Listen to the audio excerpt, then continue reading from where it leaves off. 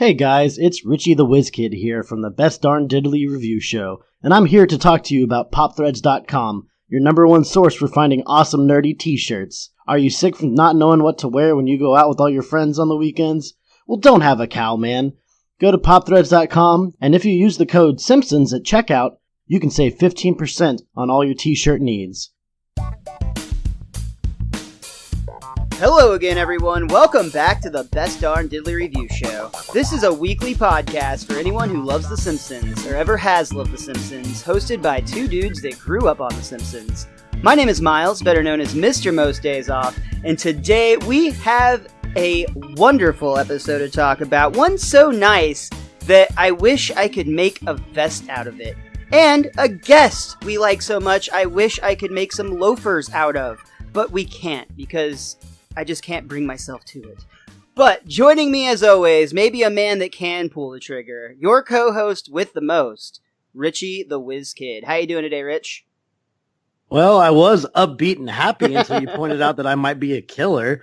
I mean, what kind of terrible co-host are you where you think I would do that? And if I were going to do it, that you would point it out to the whole world so they all knew about it. This is just awful.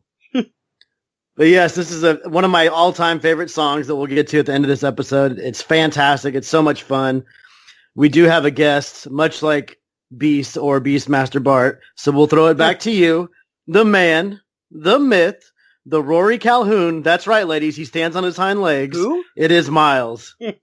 I have a lot more to talk about with the Rory Calhoun joke later, but we'll get to that after we get to our guest joining us today. A good friend of both of ours, Charlie, comes to the show to talk about The Simpsons and a fun new project he's gotten himself involved in, the Spider Web Salon.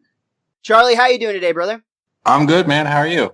Doing great, man. Welcome to the Best Darn Diddly Review Show. Thanks for having me. I really like to be here. Yeah, dude, we're very excited. We've been talking about having you on the show for literally probably like a year at this point, maybe longer. Yeah. I feel Since like our inception. Yeah, it's been, I think, before the show started when you were kicking around the idea. Well, to be fair, just to throw it out there, it's at least partially on the fact that somebody doesn't answer emails unless his wife prods him to. Actually, Richie and I were discussing this before you got here. We don't approve of email. I think it's evil. So, yeah. If we could just get rid of it, or had some sort of thing that I could yell messages into and they would just go to you, I mean, that'd be great. Yeah, it's a shame that technology just hasn't quite gotten here yet. You know, maybe 2028, it'll come around. I'm waiting. We carry around those bricks in our pocket that are, you know, great for computing. Maybe they'll make an app or something for it to make that work. I mean, it's just got like Candy Crush and porn on it, I think. So, well, according to the last episode of The Simpsons, they should have already been around in like 2010. That's true. But yeah, man. So you're a big Simpsons fan, and let's hear a little bit about how that got started. When did you first remember watching the show? The night it debuted in December of '89. Oh, yeah, you're old. I forgot. I'm old. You pull it off so well, sometimes I forget that you're basically dying. Yeah. Well, you know, I've just kind of accepted that fact, and no one's put me in a home like Grandpa yet, so I'm just going to roll with it. Hello? Is anyone there? But yeah, so you watched the very first pilot episode. Was it love at first sight, or what happened from there? They'd been plugging it on Fox for whatever, for a while. So, you know, we'd just seen the clips, of I guess it was really just the things that ended up being like the first 3 episodes. So didn't really know what to expect. So of course watched it, fell in love immediately, immediately started saying "I caramba" and "cowabunga" and things like that around the house over the next several weeks and drove my parents insane. And, yeah, that's pretty much stayed that way the rest of my life. So were you in the camp where your parents were completely fine with you watching the show, or was it kind of a naughty thing that you had to sneak around to do? They would watch it with me sometimes, and then sometimes they were uncomfortable with the material and preferred I wouldn't. But, you know, I mean, we were kids. We did it anyway. Of course, yeah, absolutely. Very cool. So The Simpsons we're going to talk a lot more about. Obviously, it's kind of the whole point of this show. But before we get too much further on that, I'd actually like to hear a little bit more about the Spider Web Salon. I talked a little bit about it with you, and it's an arts collective that you have based out of Denton, Texas. But tell us a little bit more about what you guys do there.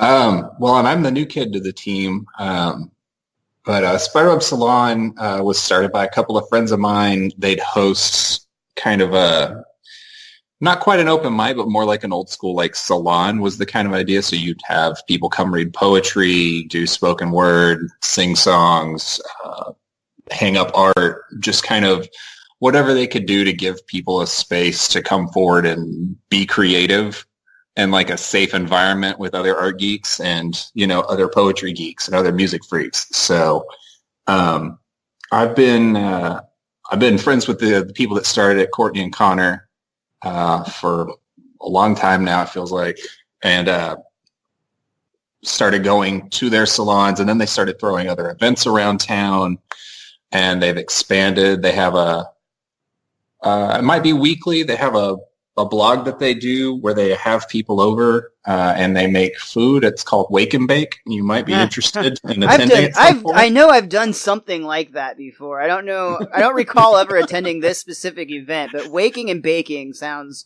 really familiar. Well, really it's waking and baking. So you end up like, I went one time, we learned how to make our own sourdough starter so I can make bread whenever I want it from scratch. They've done pretzels and muffins and all sorts of cookies. That's pretty great. And then, they do events around town that's like part play, part poetry, part music, like the same idea, but they keep kind of expanding where they can in different music venues or different basements or, on the street, on the downtown square, wherever they can. And they finally came to me officially because they're trying to officially form as a 501c3 nonprofit. And I have some experience in that area. So I have agreed to come on board and help them with that and some of their computer nerdery that could use some help. Nerdlinger! Basically, yeah. Just no emails. No emails. No, we have Slack. It's great. I don't have to do that. So yeah, I'm kind of new to this, but I already know a lot of the people involved and the trajectory that it's on. I don't really know where it's going to lead, but I figure, they'll have me wearing patchouli and writing poetry and stuff in a month or two. Very cool. Very cool. So I would assume that as you're attempting to help this nonprofit or this whatever this is grow into what it's going to become, the overall goal is still just to give artists a place to art. Yes, that's the main thing. Their biggest goal is to give people a platform and a safe space and the means to be creative. They have a small music scholarship program that they do where they bring an artist, a younger artist in and record a track for them.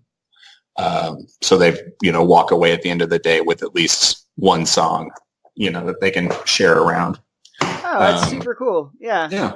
And then I also see that you guys do quite a bit of just fundraisers in general for other things that aren't necessarily art specific, but I guess using art to help the world in general.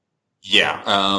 Any kind of equality causes that we want to get behind, everyone chips in a little bit of art or, their band can play, just charge a cover, sell some art and bring everybody together and raise some funds and then donate it to something like, Planned Parenthood or any kind of like at-risk LGBTQIA youth program or anything like that. Well, I'll go ahead and commit right now that if we ever do happen to become big enough to be considered a draw, we'll come and help, which is the biggest non-commitment I've ever made. We really don't have much to worry about, Rich. So what is it, 2218, because we're realistic? I can still keep playing Spider-Man. When we're androids by then. Mostly robotic parts, I would assume. But very cool. So I'm going to stretch this a lot. I'm just going to admit that right up front. But I would guess that a community of artists, you're going to find a large percentage of people like yourself, and I'm going to go ahead and speak a little bit for you. I would say that a lot of your artistic sense, or a lot of just what you bring to the art world, would at least be influenced in some way by growing up watching The Simpsons. My everyday life is influenced by growing up watching The Simpsons, and I don't understand peoples who aren't. Way to slow roll into that one too, by the way, Miles. I totally understand what you're saying. Thank you, Richie. I totally understand what you're saying on that, because I somewhat agree. I mean, just everything I do in everyday life has so many Simpsons references in it. You're gonna say so many symbolists. And just, yeah, when people tell me, they're like, especially people that are in our age range, which I was giving you shit for being old earlier, but you're only a few years older than us, but people in our age range, when they're like, yeah, I didn't really watch The Simpsons, or I don't really, get The Simpsons. I just, like, I don't get them as a human being. It freaks me out a little bit, honestly. Like, what's wrong with this member of the herd? I want to know. Maybe they just didn't get enough hugs or beatings when they got home. I think Or stranglings. Yeah, that's the real kicker, is they didn't get strangled by their father on a day-to-day basis, like the rest of us. Just took a very Mirkin turn all of a sudden. There's actually a whole lot of Mirkin in this episode, like several Mirkin moments and jokes that were written by Mirkin, and it's a fantastic episode. So why don't we go ahead and jump right into Show that. you our best. We are going to be talking about 2 Dozen and One Greyhounds, which I don't think we actually said on this program up until this point, but it's fine. Surprise! If you've been following along, you probably had a pretty good clue. This episode originally aired on April 9th, 1995, and it was actually another idea that was mostly from the minds of Al Jean and 2-time guest of the show, Mike Reiss, who came up with the idea. You're never gonna guess this, but they had watched 101 Dalmatians, and there was, we'll call inspiration from that movie that turned into this script. But we definitely see a lot of additions from Mirkin, as I learned from the commentary, which featured Matt Groening, David Mirkin, Mike Scully, the writer of this episode, and Bob Anderson, the director.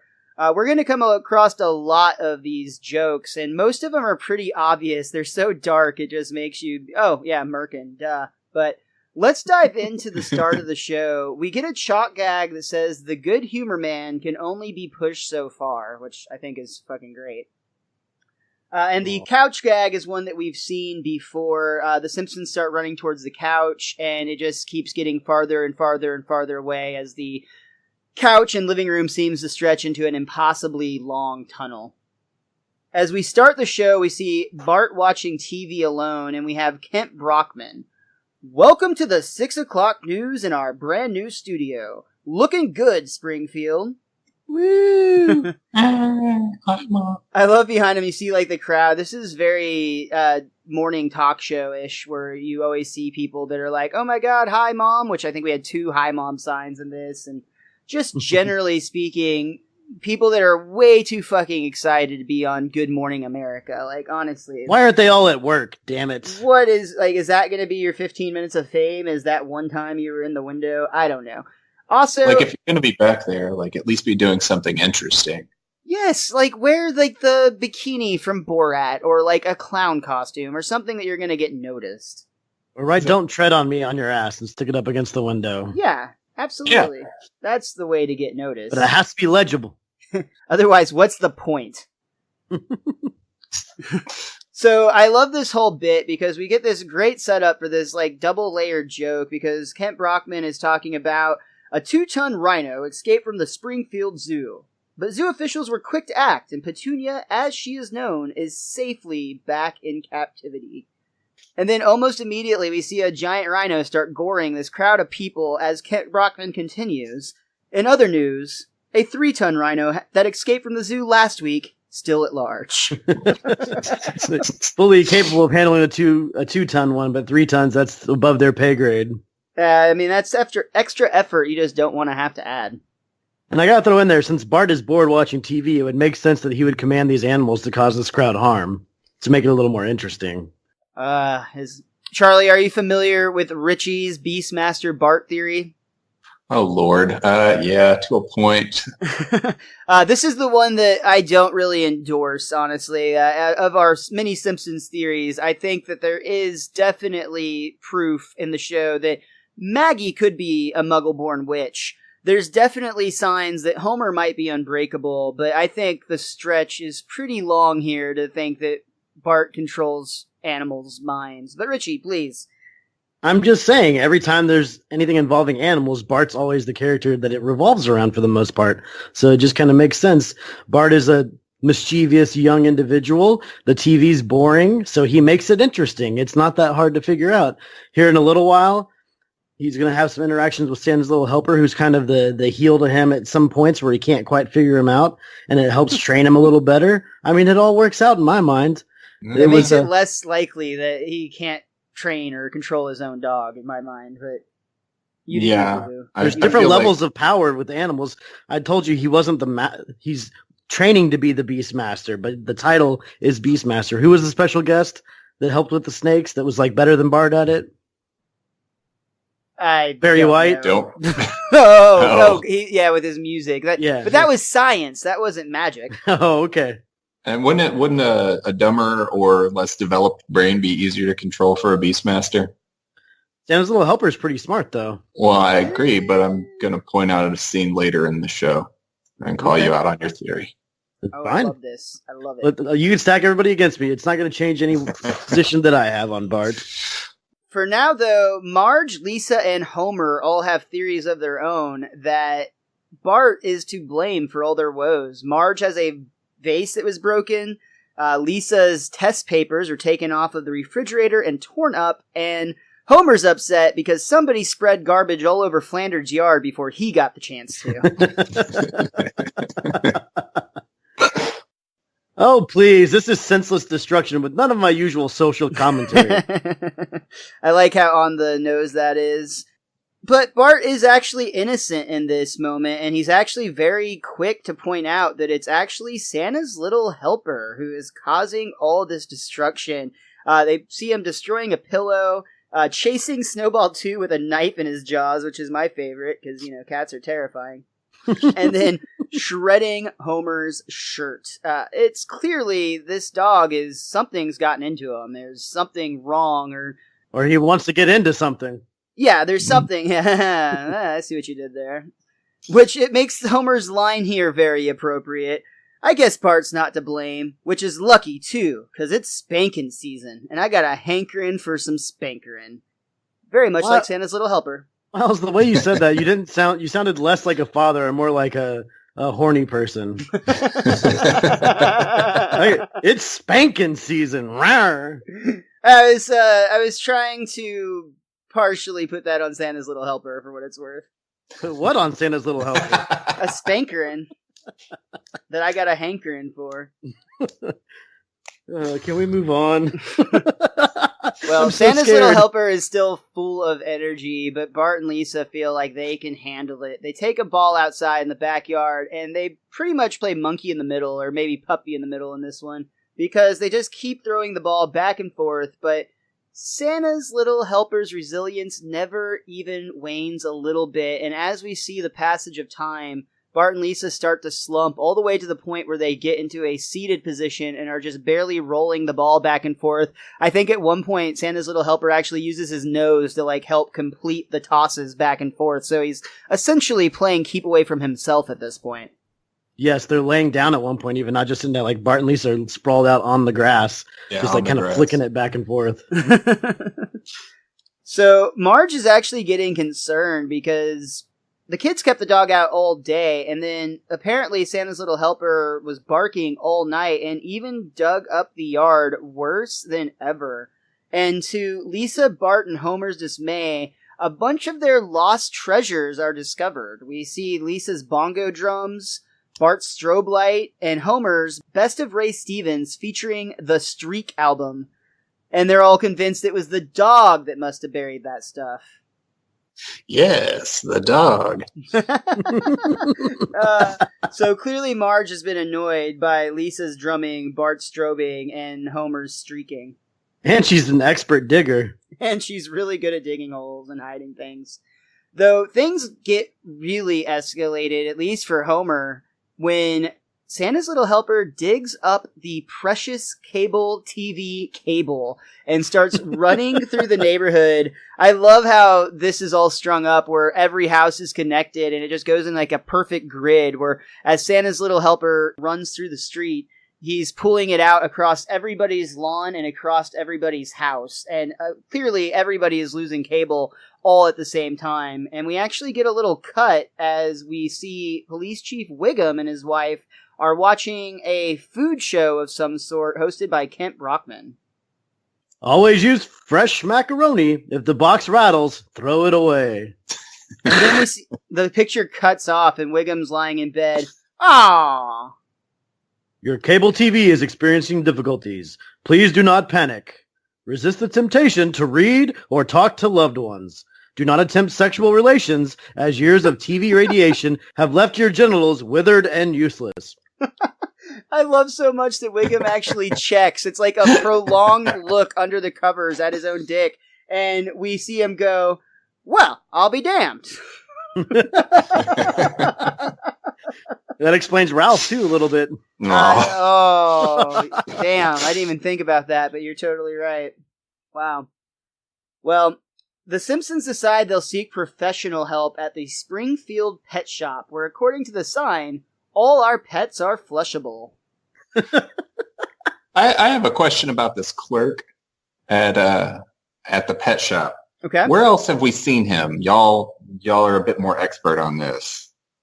Oh, is he a repeat character? I don't think he's always at the pet store, but I think he's always in maybe a retail situation. Richie, you got anything? Because I don't recognize him. I mean, he kind of looks similar to other characters. How, like, you know, we have, like, the pre-rich Texan in this episode that we've had a few times before. Like, this guy has a similar character outline to even, like, the car salesman that sells Homer the RV way back in the first season. But, yeah, like, I feel like I've seen this guy at, like, a knockoff Quickie Mart type scenario or something like that before. But, like, not anything that would be, like, reoccurring. And he's actually the character listed in my guidebook, like, out in the margins in this one, and they don't mention anything in particular about his special skills other than what he claims to be able to do in a second. Interesting. I'm glad you brought up the Rich Texan, because I'm going to want to talk to you a little bit more about that a little bit later when we get there. But for right now... In a little bit. For right now, the Simpsons are seeking assistance from the pet shop owner, and, well, they explain their dog's a little out of control. He's wild, destructive, and he has little or no respect for authority. Sounds like Bart. Let me try a canine human mind meld. It's an incredibly rare psychic power, possessed only by me and 3 other clerks at this store. Okay. Ruff! Ruff, ruff! I'm bored. I'm restless. Need change in life. Ruff! Like imported leather leash. Ruff! Blue contact lenses. Ruff! Aww, that's just 200-volt shock training collar. I love that the dog would be asking for that. That's so good. I will also point out, this was pointed out in the commentary. I didn't catch it myself, to be honest, but the mind meld was actually very similar to a Vulcan mind meld by Spock, and the music that was being played was actually the Spock's theme from the original Star Trek series. Look at Miles, throwing in some Trekkie knowledge. Nerd. Yep, yeah, totally nerd, right? Well, on the way home, they decided that the clerk must have known what he was doing, because Homer declares the problem solved. But we actually get immediately another reference, this time to a movie, as we get Terminator 2 music playing, as Santa's little helper essentially just slides through the crack in the window, much like the T-1000 did in Terminator 2. Well, did you notice also all the exhaust coming out of Homer's car in this scene? It's so bad. Like, I couldn't tell if it was exhaust or smoke or both, but it just looked awful in the background. I love this reaction from Homer when Bart yells out, trying to get his dad's attention to point out that the dog's gone out the car. Hey! Don't worry. We'll catch him. or run him over trying. That's Very just reminiscent solid of parenting. Yeah, that's the type of parent that I think other parents should be required by law to watch this clip to know how to parent their child. Well, it's very reminiscent to me of the "you'll kill us both or die trying." Yeah, totally. Bart notices that Santa's little helper is actually running back to the Greyhound racing track where the Simpsons originally got Santa's little helper all the way back in December of 1989, when a young Charlie was actually watching as the Simpsons adopted this lovable loser of a Greyhound dog, which I should remind you should think of as tiny horses. And to that note, did Homer and Bart ever actually confess to the family that he was from the racetrack in that episode? I don't know that ever did get brought up in Marge and Lisa's presence. That's interesting. That's an interesting question. I will say that on the commentary, Matt Groening points out that this is one of his favorite episodes, partially because of this moment. He feels like it's a great callback to the very first episode, and he just loves how it reconnects the whole universe. There's more to it than that of why this one stands out, but I'm going to save that for the end. Teaser. Well, and don't worry, as soon as they find out that Santa's little helper doesn't have any money, they'll throw him out. Believe me, Homer knows. As soon as they get to the dog track where they're supposed to be looking for their pets, we immediately catch, or I should say Marge immediately catches Homer trying to place a $2 bet. Oh, and have you seen my beloved dog? Give me the ticket. What I thought was strange is Marge is the one with the gambling problem, so I thought it would make more sense to have her trying to place the bet here. That might have been a little too dark. Well, I mean, it would have made sense, honestly. But it also is more of like a selfish act, and that's more of a Homer moment, because even I think Marge would have to get in there. Yeah, totally. But Homer is still excited to watch this race, mostly because they can't lose. I mean, look at the name of the dog he bet on. She's the fastest. I don't think that necessarily means what... And they're off. She's the fastest, jumps out to an insurmountable lead. You're lucky you got looks, Marge. As they round the far turn, it's She's the Fastest, followed by Always Comes in second, and I'm number 3. Yes, come on, you little horse. And they're in the home stretch. It's, wait, another dog is on the track. It's Santa's little helper. The mystery dog is gaining fast on the outside. Of course, he could never win this race. Or could he? Hey, Miles. What's Santa's little helper doing to the other dog? Marge, uh-oh. And Bart's response here is probably my favorite joke of the entire episode. It looks like he's trying to jump over her, but he can't quite make it. Come on, boy, you can do it. That seriously is probably my favorite joke in this whole episode. Honestly, the lead into that joke is like the visual gag they do with that, because they show such a close-up on the dog and you just see like the background moving by and it looks like Santa's little helper is like running alongside her. Yep. And then you kind of notice that he looks like more like he's above her, but the background seems to keep progressing in the same way. Yeah, and then of course you back out to discover that he's just full-on mounting her. And this scene actually got probably the biggest laugh at the original screening of it. However, immediately everybody knew that they had a fight on their hands with the censors, and they did in fact have to trim this one up a little bit. They ended up having to use more of a close-in shot than they originally wanted to, and do a much quicker spread out, but it still got such a huge laugh. Spread out was such a good use of words there, I know. Ladies and gentlemen, this is the end. The end of dog racing. Boo! They think they're in love. Aww. Aw, so that's what's been wrong with the little fellow. He misses casual sex. So on the nose, Homer. So, and this is where we actually see the rich Texan character. It's kind of a little bit different than he'll come to be, but Marge essentially is like, oh, I guess we'll have to keep him, but it's not our dog. And the rich Texan shows up to say, she's yours now. Once they fall in love, they lose their racing spirit. Won't you miss her loyalty and companionship? Lady, you're all right.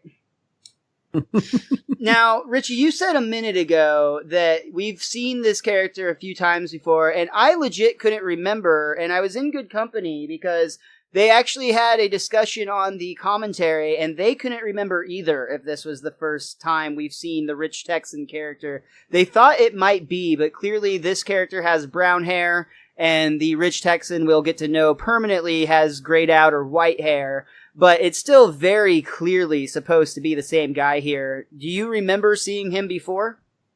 We've seen him a couple times before, honestly, and I don't remember which episode it was, but it was it was Homie the Clown. Oh. Where it's like, where are you from? Texas. Where are you from? Brooklyn. And the first one was the same looking character as this one. It's just like the Rich Texan, but a little slightly skinnier and much younger looking. But I mean, they've had a couple iterations of him already, but it's not yet the Rich Texan, but you can tell it's someone that's molded along those lines. Like he's starting to form a little bit. Sure.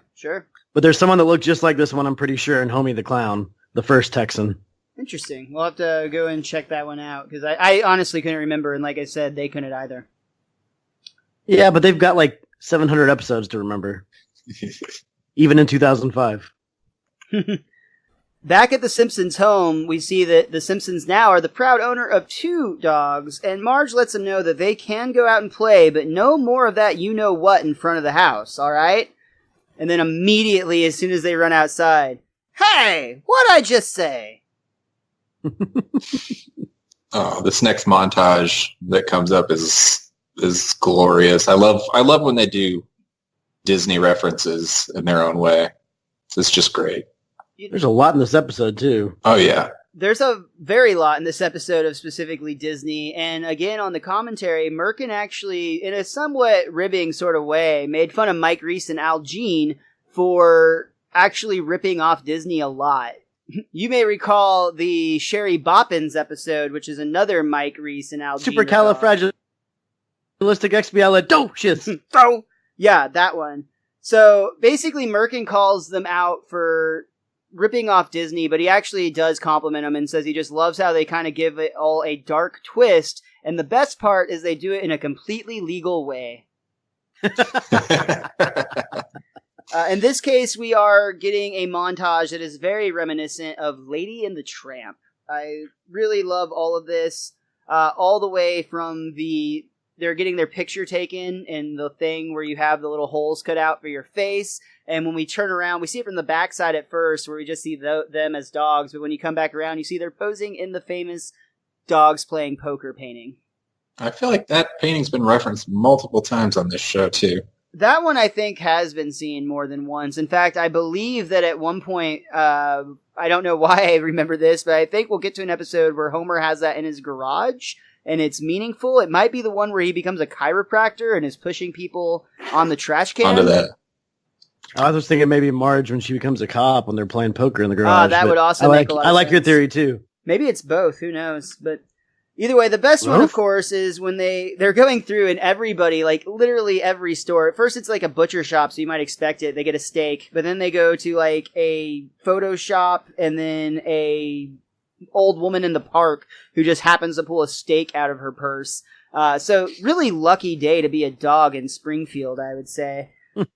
The best, though, they actually go to Luigi's, where Luigi had dropped some spaghetti on the floor, so they share that famous Lady and the Tramp moment where the dogs actually kiss for the first time. Only in this one, the dogs actually react like real dogs would, and they start growling and fighting with each other over this brand of spaghetti, which is oddly unbreakable, much like Homer. True. I got nothing else. Yeah. On the commentary, again, there's a lot from the commentary on this one. Matt Groening and Mirkin both comment that Matt Groening has always been a stickler on the show for he wants animals to act like animals. We've actually talked about this before. in various episodes, like the one where they get Stampy the elephant and Santa's Little Helper and Snowball 2 kind of take on more human elements. And Matt Groening doesn't mind it every now and again, but for the most part, he really likes animals to be animals. And he praised... Stop acting like Rory Calhoun, damn Exactly. It. He actually praised Mirkin and this episode in general for treating the animals in that manner. A rare Groening and Mirkin happy times thing? I think they're always happy together. They just have a lot of disagreements on like the direction of the show from time to time, but I don't think they've ever been uncivil or unfriendly from what I can gather. It seems like a friendly Mirkin and difference. Mirkin and Matt. It can't be a squabble without Mirkin and Matt.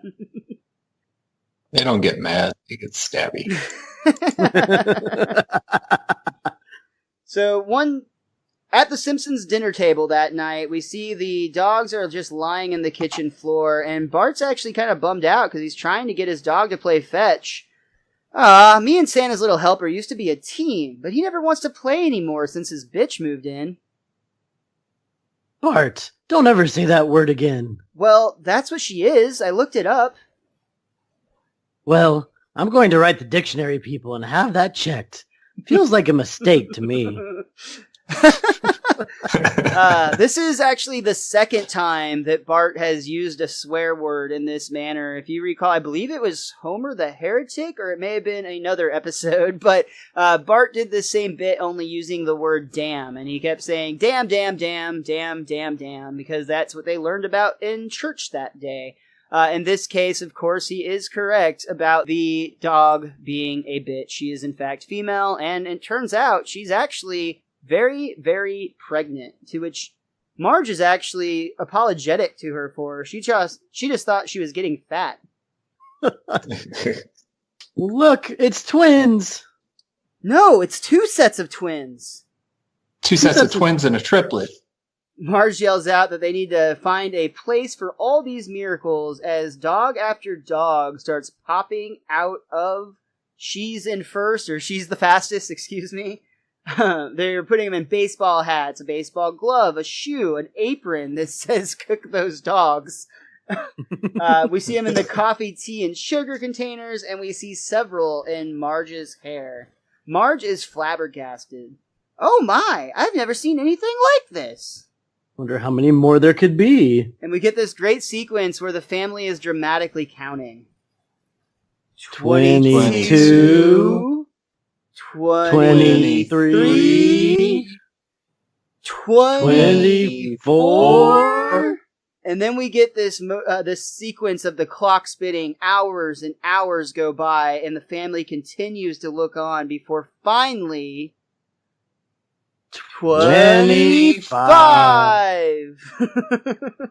And we close out the first act with them placing the 25th puppy in an oven mitt stuck to a magnet on the fridge, and it's the most adorable thing because it slides all the way from the top to the bottom and lands adorably with a thud, and it's this beautiful, beautiful, adorable moment to end the first act. And Mirkin ruins it on the commentary by joking, I'm almost positive. He's so dry it's hard to tell at times. But he declares, oh, in the test screening we actually had that dog die, but the audience hated it. Oh my God. And that is going to bring us to the end of our first act. We're going to go ahead and take a quick break, hear from some buddies of ours, and we'll be right back for Act 2 of 2 Greyhounds. And now it's time for our favorite part of the show. What's that say? Ads and sponsorship. Ugh, this is gonna be a real nightmare. Okay, what do you got for me? Patreon.com? What the hell is that? And they just give us money for it? Oh, if only we had that around in the 70s.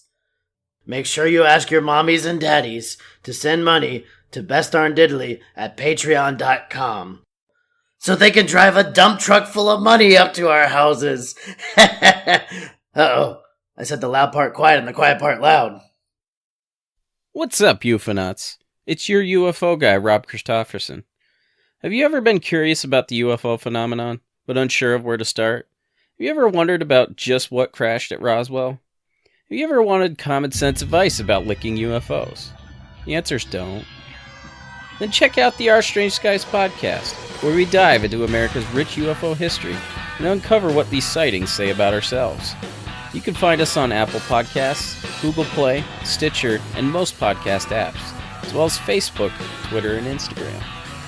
Don't forget to look up, because you never know what you'll find in Our Strange Skies. In Grey we trust.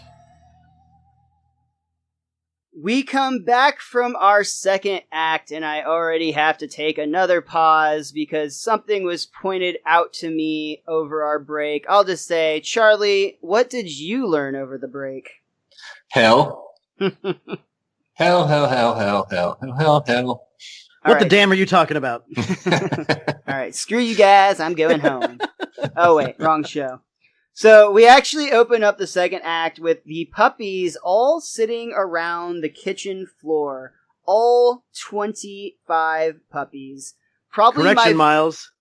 My guidebook says there's actually 26 puppies that are on the floor in this one scene. No explanation as to why, but that's what it says. Oh, that's awesome. They were, again, talking about how they'd been called out about that on message boards on the commentary, but they did not know at what scene while they were recording the commentary it was. They're just like, ask the internet. But apparently we could just ask your guidebook instead. It's got like a 73% correct rate on my guidebook, I think. I love this visual gag, though, because as all 25 puppies, or I guess 26, are sitting around the living room, we see Snowball 2 rubbing her eyes, whimpering, and then she kicks a bag of catnip aside as if she's had too much. So good. We also... It thinks it's people. Bart immediately jumps to a natural conclusion that with an army of dogs, no bully is ever going to touch him again. But he might have jumped the gun just a little bit because he walks outside to conveniently find Jimbo beating up Milhouse and yells out, "Hey, jerk face! You have the face of a jerk!" All right, Simpson, you asked for it. Bart declares, "Get 'em, boys!" But as he turns around, he sees 25 very brand new stumbling puppies, barely able to walk, let alone attack. So, of course, he immediately starts to backpedal. Say, Jimbo, I hope I wasn't out of line with that jerk face crack. And he, of course, gets pounded. Couple things I'll point out real quick. Always sounds funny when you say that. Couple of things I'll point out real quick is there are a lot of dog sounds in this episode, as you might expect, with 25 additional dogs added to the episode that don't usually exist in the Simpsons universe. But what I found surprising, and I thought was really cool, 100% of those sounds were actually made by voice actor Frank Welker. That's a human being just making all of those puppy sounds and doing so in a really convincing manner. Like, I would have thought they would have done like a Foley artist or something to get those sounds, but that's all voice acting. Did not know that. Fun acting there. Yeah, that's hella impressive. I would say it's more difficult to make sounds than it would be to make voices, or I would think. I honestly didn't remember the Jimbo bit. It's been a while, I guess, since I've seen this episode, and there's a bit in the episode last week that I didn't remember as well. So I think it's cool that in such like a prime season of The Simpsons that there's stuff that I don't remember at all. Well, that's the best part about going back through these. And this was the scene I was referencing before that I feel like a Beastmaster in training could have controlled some newborn puppies a little better. There's 25 of them, though. I mean, that's spreading your powers out pretty that thin. equals like what, like half a dog? I don't know. But he hasn't imprinted on them yet, so why would they listen to him at that point? The rules you're making up, it's the worst. No, you're going against me at every inch of the path, so why can't I fight back? It all makes sense.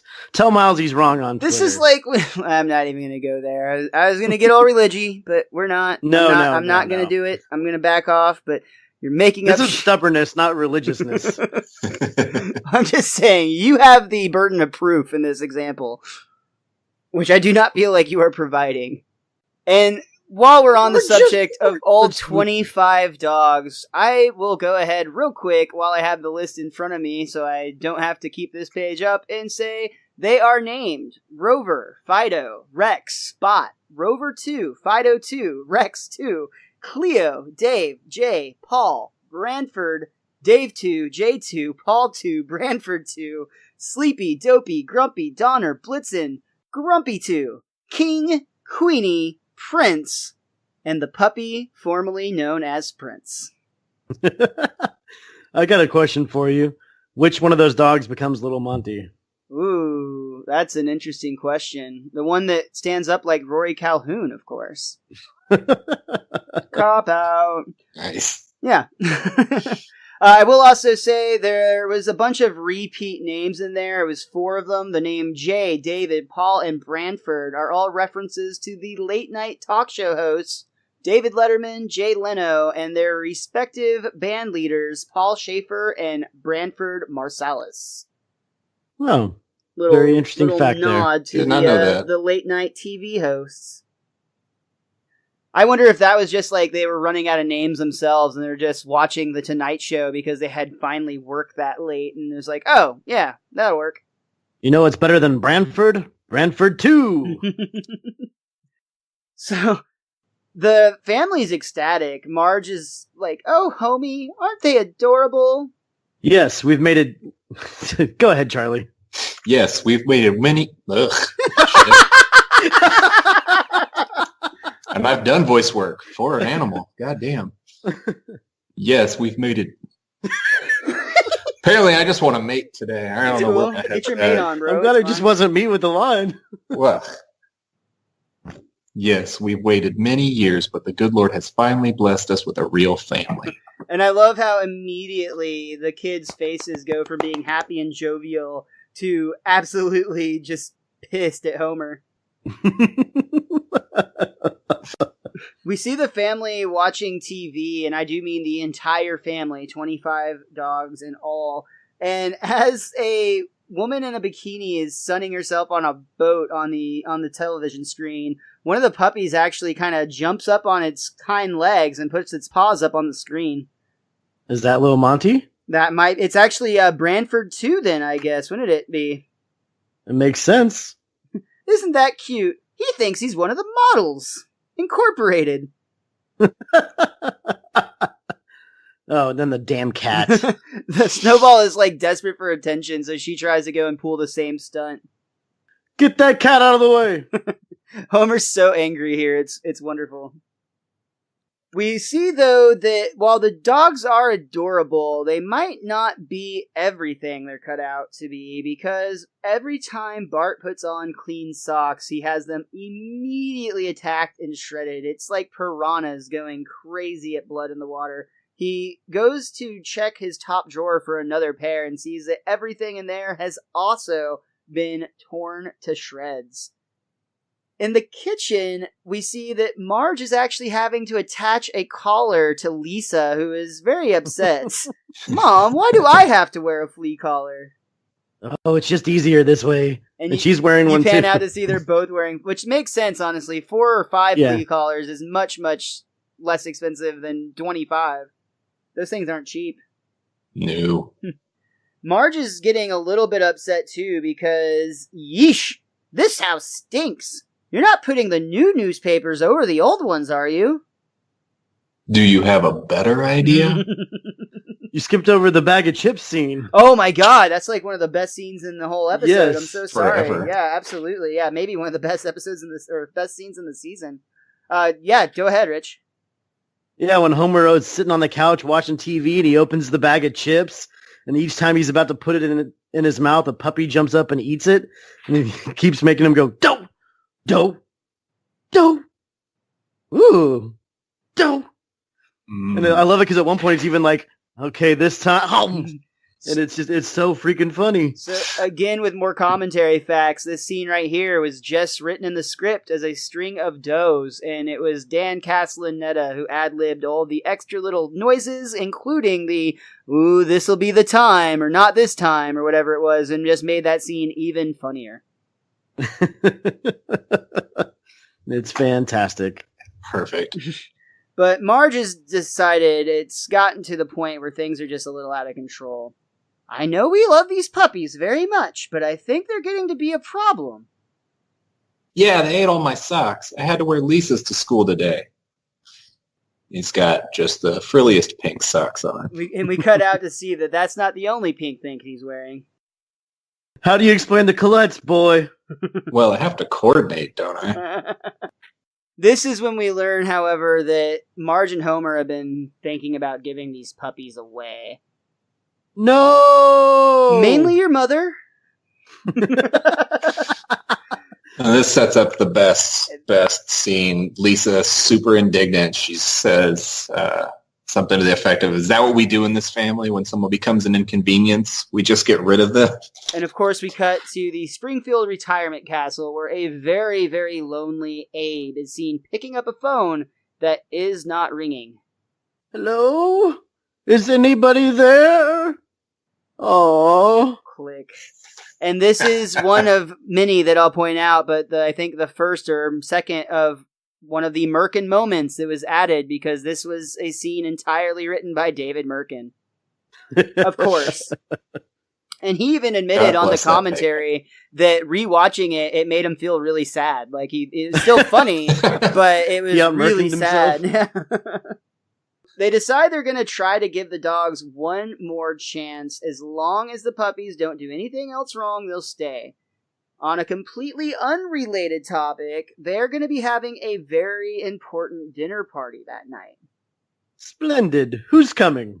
Reverend Lovejoy, your old Army drill sergeant, and the regional director of the IRS.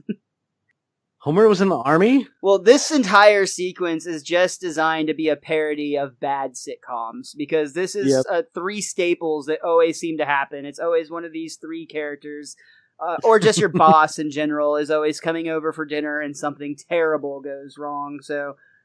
And they couldn't have Burns in this scene because they need him later on. Yeah, and they just decided to put everything in all at once, and I think it was really funny. Of course, at first, just like in classic bad sitcom style, everything is going swell, the dinner is amazing, everyone's complimenting Marge, steamed how hams. Great it is. Even Homer's old sergeant says, "This evening has gone so flawlessly, I'm going to forget that you were mistakenly let out of the Army a month early." And I'm so impressed by this problem-free evening that there's no need for that audit. A toast! A toast to the Simpsons! And that's when, of course, things just go to hell in a handbasket real quick when we see the turkey starts walking around the table on its own. I particularly love Lovejoy's response here. "Dear Lord, it's a demon bird!" And then the grossest thing happened. Then we see the bird burst open, and there's actually two puppies wrestling inside of it. Simpson! See you at Reveille, 0500 tomorrow. See you at the IRS. See you in hell. From heaven. Oh, great door slams there, too. That was wonderful. So, the moment has arrived. They have no other option. They need to find other homes for these puppies. So they put them in a very large box, set them on the front lawn, and they're giving them away for free. And a lot of these go okay with, like, for instance, Ned, who exclaims, "We sure could use a pooch to guard the flock at old Flanderosa." It'd be nice to have some companionship when Mother goes out on dates. We could use a new pet over at the home, seeing as how we accidentally killed that smart-mouthed bird. But Lisa almost immediately notices that they don't like being broken up. They want to stay together, but Marge realizes they have to be realistic. I mean, nobody has a big enough heart to take care of 25 puppies. And I know the little fellows will love romping around my mini acres, chasing my mini cars, drinking from my mini toilets. Who wouldn't? But immediately Lisa's like, "You cannot give these dogs to that man. He's terrible. He's going to do something awful to them." And even Marge has to point out to Homer, there is something about his face that they just don't trust. Burns is straight up evil laughing, like not even holding back. Hmm? Oh, of course not. But he takes it really well when Homer informs him that he just can't give him these dogs. Am I fired? Hmm? Oh, of course not. They're your pets. You can do as you wish. Good day, everyone. Marge and everyone is very surprised at how well he took it, but Homer is a bit suspicious. A little too well, if you ask me. I'm sure he's plotting some brilliant scheme to get those puppies.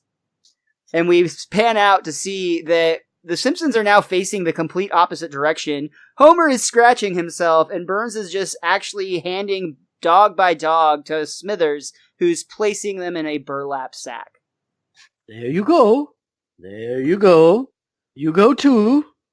Honestly, sir, you just don't put the effort into your schemes that you used to. Which, what about the puppies at the bottom of that bag? Are they even able to breathe? I didn't see any holes in that bag. I don't think that his plans really matter if the puppies are breathing or not, to be honest. And with that dark turn, into Act 2. And that is going to bring us to the end of our second act. I know that was a quick one, so we're going to just take a real quick break. We'll be right back for the conclusion of 2 and 1 Greyhounds. Hi, I'm MrMostDaysOff. You might remember me from such podcasts as the 50th Podcast Celebration Show and the Michael Price interview. I've brought a friend along today to talk to you about an exciting new product. Hi, everybody. Hi, Richie the WizKid. Miles, did you know that most people have no idea how to get a Best Darn Diddly t-shirt? You can get a t-shirt with a podcast logo on it? Well, if you go to tpublic.com/bestdarndiddly, you'll find not only shirts, but also Best Darn Diddly hoodies, posters, mugs, and even phone and laptop cases. It's like they'll put their name on anything. Help support the Best Darn Diddly Review Show by purchasing any of the crap we put our name on at tpublic.com/bestdarndiddly. Bye, everybody. We come back for our third act to see that Police Chief Wiggum has already launched an investigation into the missing dogs from the Simpsons residence. Don't worry, folks. We'll find your wallet. Dogs, Chief. You're getting powdered sugar all over my floor. No, I'm not. I'm dusting for prints. Oh. Which, if the puppies were free and there weren't any puppies left, would that even be a crime? That's a tough call, because even though you're giving away for free, I think you still get choice over who gets to take them. I mean... hush, puppy. You just wanted to set up that joke this whole time.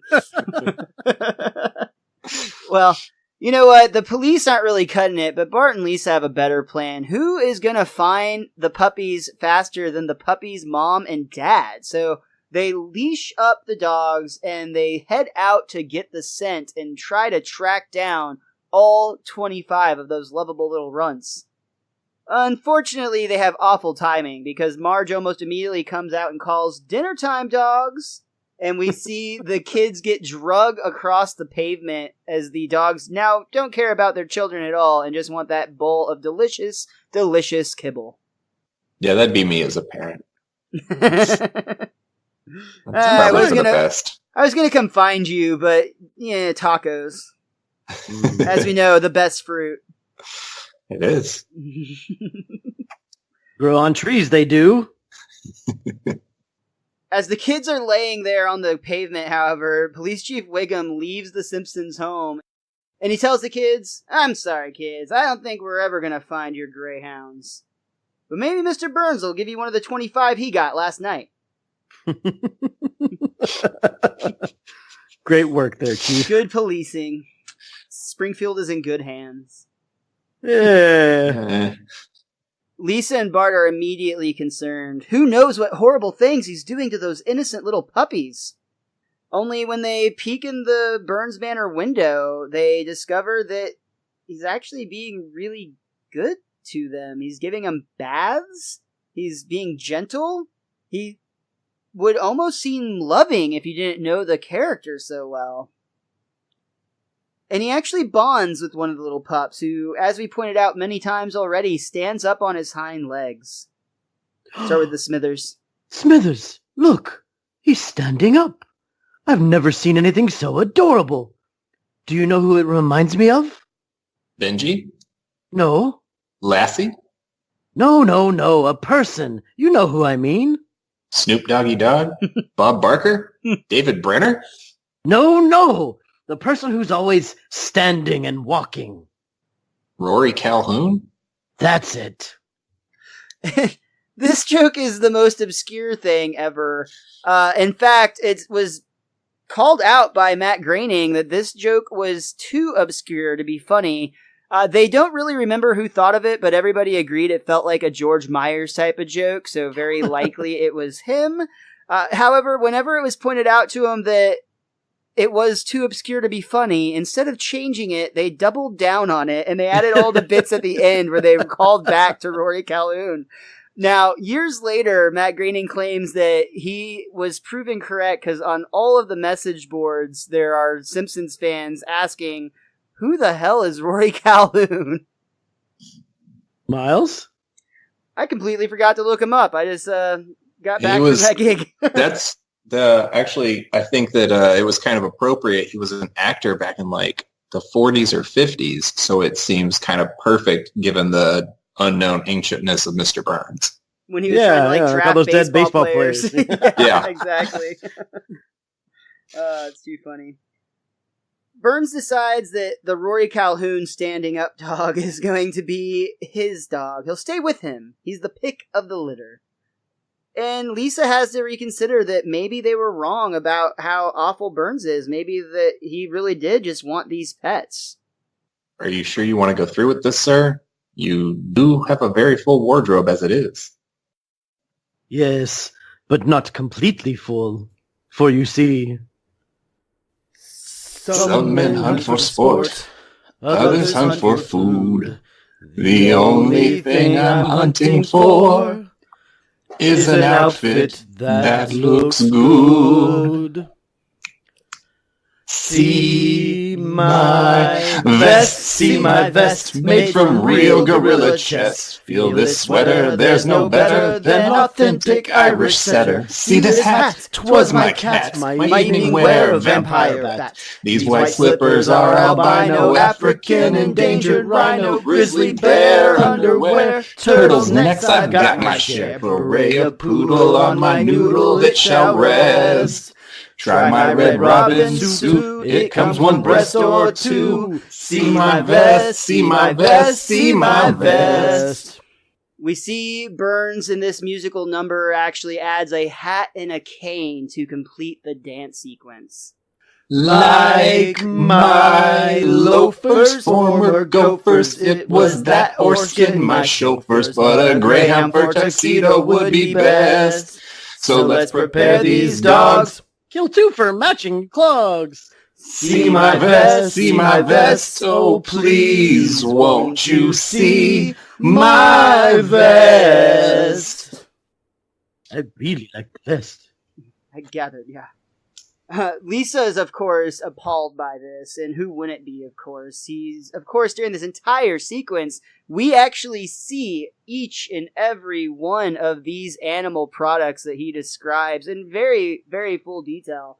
And I will point out that this song was a required thing that they basically had to do. Essentially what happened is they were stuck at how they could have Mr. Burns do all of these terrible things to dogs and other animals without just causing everyone to be disgusted. And they ended up with the idea that maybe if they did it in a song. Well, they called it for the day, and Mike Scully actually went home that night, and he ended up writing the entire thing himself. He brought it back the next day, and everyone absolutely loved it. Mirkin specifically actually said that he thought it was one of the most clever lyric songs that they've ever had, and one of the best songs overall on the show itself. I completely agree. Yeah, it's a really big compliment, though. I mean, I agree as well, but I just think it's cool when one of the showrunners is like, yeah, you just solo made one of the best Simpsons songs in the history of The Simpsons. I think I've been singing this song for like 20 years. Like, it's so catchy, and like once you know the lyrics, it's so easy to sing. Oh, yeah. And it's so fun, like the sequence of animation, especially, Yes. I think it's the rhinoceros slippers that he's wearing is just one of my favorite images, as dark as that might seem. I like the Red Robin suit. It comes one breast One or breast or two. That's so fun. But immediately the Simpsons kids realize they've got to get the dogs out of here. No. Oh yeah. Well, Bart sort of not catches quite, on. not quite immediately. Bart's still humming this song, and you do have to admit it is catchy. But they sneak into the mansion and they try to come up with a way to get the dogs out of the window, to get the dogs out of the house. Bart has an idea. I know, the window. No, Bart, what are you doing? What? Dogs always land on their feet. That's cats. No, it's dogs. I'll prove it. And we see Bart pick up a dog from about 6 inches up, and he drops it, and of course it lands right on its back. That's 2 out of 3. Another Mirkin moment and commentary moment. Got to bring up again. They had quite The dog died in the long- original filming process? Not quite, but they actually did have quite the debate of how high they could drop the dog from before it became cruel and not funny. You'll never guess what side Mirkin was on. No. Higher. It makes sense though that they had to actually talk that one out. Yeah, no, that actually, there is a very fine line of the tragedy and comedy right there, I would say. Another great sequence here. The kids are running out of time, and they actually see the door handle start to turn, implying that Mr. Burns is returning. And in that moment, they notice that there's a laundry chute in the corner. So they try to herd the dogs, the puppies, into the chute, but they don't seem to be budging, which would be another strike against that Beastmaster theory, I would say. Especially since it's Lisa who comes up with the idea to take Bart's socks and throw them down the chute, which of course the puppies all go chasing after. And we already missed the part where they already said hush puppies. Well, you nailed that for us earlier, don't worry. I love Bart's line as they slide down the chute. Sorry, Monty, but you're too big for this ride. I've always loved that line, and I think it's just the delivery of it. I don't know, it's not particularly funny, but it's just Nancy Cartwright's delivery on it. It's just perfect. Well, and I think it's paired well with the fact that as soon, before he can even really get out the line completely, he's still going down the laundry chute, and immediately they run into Mr. Burns and Smithers again, and even Bart's like, that's impossible, how did you get here first? Oh, there'll be plenty of time for explanations later. Right now, I'll be taking my puppies back. But they're ours. You stole them from us. Here's a phone. Call somebody who cares. And Lisa immediately dials 911. Give me that.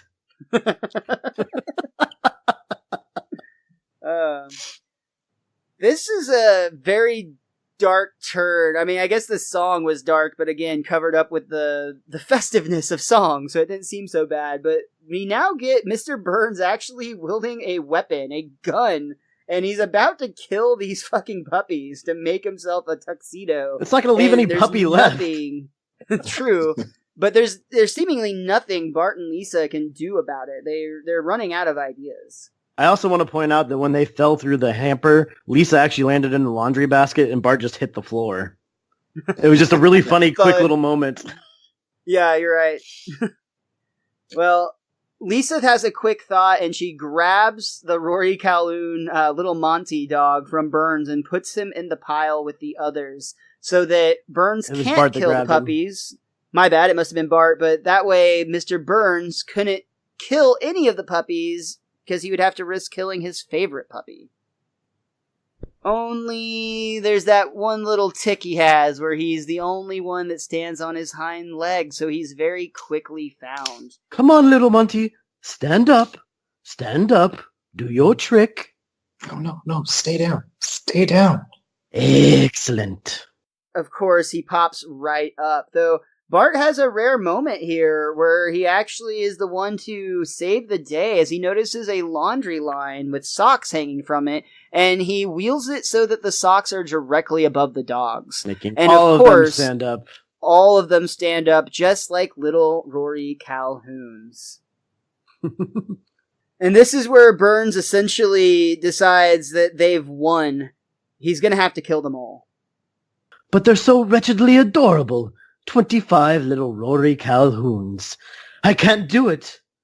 But I can kill you. Huh? No, I can't kill you either. Look at you, standing there on your hind legs, like a couple of Rory Calhouns. This is where they just double down on that joke hard. I also do want to point out the irony that we'll find out in not that long, only a few short episodes away, that it's funny to me that Mr. Burns couldn't pull the trigger on a Simpsons kid, but a Simpsons kid sure won't have a problem pulling the trigger on a Mr. Burns. Like stealing candy from a baby. The baby has a gun! Well, Mr. Burns, I hope you've realized the folly of killing innocent animals for fashion. Oh, I have. I swear I will never wear any clothing made from an animal that can do an amusing trick. And that pretty much concludes the plot of this episode, but of course, there's always that moment at the end of each show where we've got to reset the universe, and what do we have here? We're back at the dog track, and we get the announcer. Another victory for Montgomery Burns Champion Greyhounds. 25 dogs, 25 world champions, which so far have earned their owner over $10 million. I'll bet whoever gave him those dogs is kicking themselves now. And we cut to the Simpsons basement. You're never going to guess who wrote this joke. We see a shadow of Homer's body clearly hanging and swinging from the rafters of the basement, and Marge is terrified. Homer! For the love of God, no! Marge, you know that batting this light bulb is the only thing that cheers me up after giving away those $1 million Greyhounds? And we see Homer swatting a light bulb, swinging on a string, and it flaps back and forth a couple of times before smashing him right in the face, bringing the episode screen to darkness and rolling our credits for the end of Dozen and One Greyhounds. Charlie, was there anything else about this episode that you wanted to talk about? A thing that I thought was just kind of interesting, and I feel like The Simpsons has always kind of poked at stuff. I'm not sure who on their staff created the concept of Lisa as a vegetarian, but she kind of they drop in little moral things like that here and there. And the show never really lands on one side or the other, but I felt like this one was kind of a jab at animal clothing and the hunting industry of like, well, how far is too far? Like, where's the line? Exactly. We are gasted at the line. Yeah, that is very much the line. I think we all agree on that. But is the line any further the other way, I think, is Charlie's bigger question. Yeah, I feel like they were kind of trying to nudge at people and be like, well, it's okay if he has these other things, but not the dogs. So I feel like somebody kind of slid that idea in there without trying to like beat it over the head. I thought that was kind of cool. I think that goes back to the Mike Reese quote that he admitted himself is absolutely not correct, even though it sounds good, where Matt Groening made the art, Jim Brooks made it smart, and Sam Simon gave it heart, or I might have flip-flopped those around, but I think this is one of those smart moments where The Simpsons so often succeeds in not only being funny, but to some extent making you think, and really it's amazing to us how often it will touch on issues that, even though this was a show from how far we've gotten along, just the early 90s, and it still makes so many points that are still relevant in today's debate in 2018. Oh yeah, definitely. Richie, what about you? Anything that you or that book of yours wanted to talk about? We pointed out the 26 dogs eating on the floor the morning after they were born. The only other thing the guidebook, The Simpsons, A Complete Guide to Our Favorite Family, pointed out is that in Mr. Burns' bathroom, he has a telephone, a magazine rack, a bidet, but apparently no toilet paper. Going back to our Australia conversation. If it's a good enough bidet, I guess you don't need the toilet paper. Exactly. Or at Mr. Burns, it just falls right off. Oh. So we can leave you with that thought. End on that visual. Great episode all around. I love this episode. It is a very solid episode. And again, I teased it earlier, but Matt Groening actually lists this as one of his favorite episodes. And a big part of that is because one of Groening's favorite movies as a child was 101 Dalmatians. And he even claims that he specifically remembers 101 Dalmatians being his first realization that there could be a cartoon within a cartoon, because there's a scene where all the puppies are watching TV in the cartoon, or watching a cartoon in the movie itself. And he says that that's at least partially the inspiration for Itchy and Scratchy. Oh, that's a lot of cartooning. That's a lot of inspiration and a lot of cartooning. And that is the end of this week's Best Darn Diddly review show. Charlie, I want to thank you so much for coming on the show, man. It was a lot of fun talking to you. Thanks so much for having me, guys. Like, this is one of the best podcasts out there, and, you know, anything with The Simpsons, you can slap my name on. Well, thank you so We'll much, your crusty man. seal of approval on this. Always. That means a lot. Let me have you one more time. Talk about your Spider Web Salon. Tell people where they can find information about it. Tell people where they can support it, you know, like with the dollars and such. Yeah, so Spider Web Salon is the arts collective that I'm a part of. We're pushing for nonprofit status. We give artists support and try and give them a place to have their voice heard.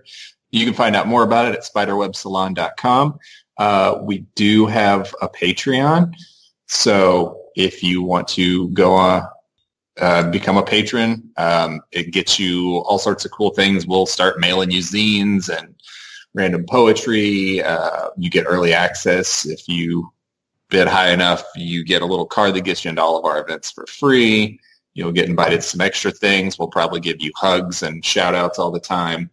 So yeah, you know, if you want to part with your money to let people make art, you know, if you don't like that Patreon and you don't care about Spiderweb Salon, I do believe that there's this podcast called Best Darn Diddly that I've heard of them. I think they have a Patreon too. So, you know, if you're listening to this, if instead of helping a cause that helps like charities and such, you just want to help our artistic pursuits of this podcast, then yes, we are patreon.com/bestdarndiddly. Thank you again, Charlie, so much. One, for the Patreon plug there, and two, again, just for being on the show today. We had so much fun talking to you. I'm glad we finally got you on here, man. It's a long time coming. No, this is for real, great. yeah.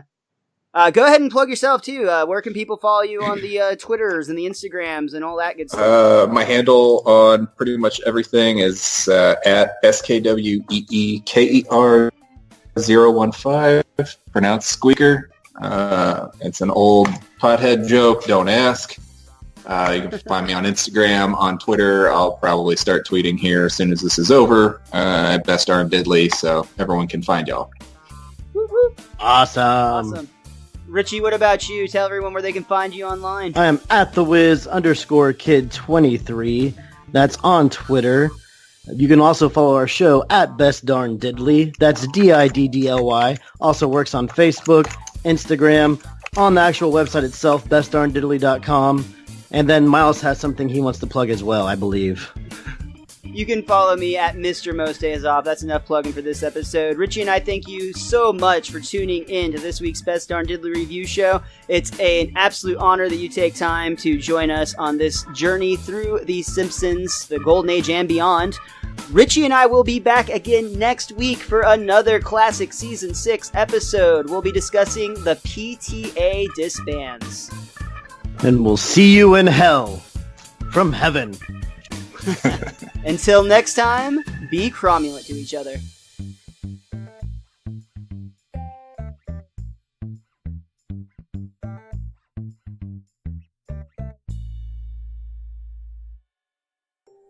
Hi, I'm Lainey, host of the True Crime Fan Club podcast.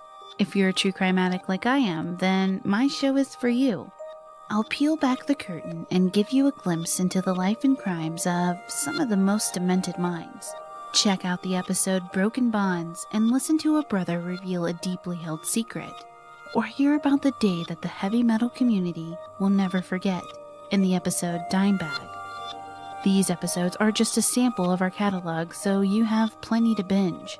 Just search for True Crime Fan Club Podcast in any podcatcher. You won't want to miss an episode.